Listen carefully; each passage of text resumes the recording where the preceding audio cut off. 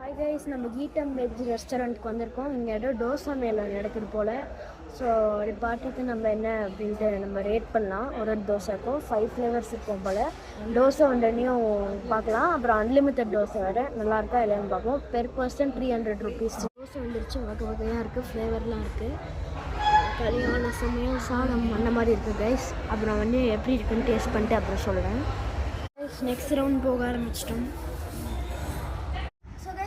போயிட்டு வந்தாச்சு. நல்லா வயிறு ஃபுல்லாக இருக்குது.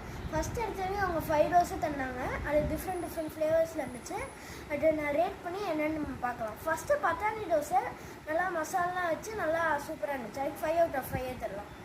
அதுக்கப்புறம் நம்ம பார்த்தோன்னா பன்னீர் தோசை இருந்துச்சு கைஸ். பன்னீர் தோசை நல்லா இருந்துச்சு. கொஞ்சம் தக்காளி மட்டும் அதிகமாக இருந்துச்சு. அது மட்டும் குறைச்சா பரவாயில்ல. ஒரு 4 out of 5 தரலாம் கைஸ். அதுக்கப்புறம் நம்ம பார்த்தீங்கன்னா நமக்கு நார்மல் தோசை, அதுவும் நல்லா நெய்லாம் போட்டு சூப்பராக இருந்துச்சு. என்னால் 3.5 தரேன் out of 5. அதுக்கப்புறம் பொடி தோசை கைஸ். பொடி ஒரு மாதிரி டிஃப்ரெண்ட்டாக இருந்துச்சு. பட் என்னால் ஓகே 3 தரேன்.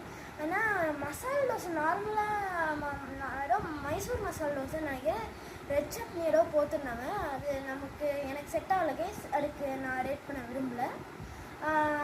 ஸோ இதெல்லாம் உங்களுக்கு பிடிச்சிருக்கோன்னு நினைக்கிறேன் இந்த வீடியோ. நான் நீங்கள் 3rd to 8th தான் இது வரும். 3rd மார்ச்லேருந்து 8th March. இது தோசா டே, வேர்ல்டு தோசா டேக்கு ஸ்பெஷலாக இது பண்ணியிருக்காங்க. இது பேடு ப்ரமோஷன் எதுவும் இல்லை, நானாக போய் வீடியோ எடுக்கிறேன். ஸோ உங்களுக்கு ரெக்கமெண்ட் பண்ணேன்னா நீங்கள் போகலாம். உங்களுக்கு இஷ்டம் இருந்தால் போகலாம். So thank you guys. This is vibe with Vishnu signing off.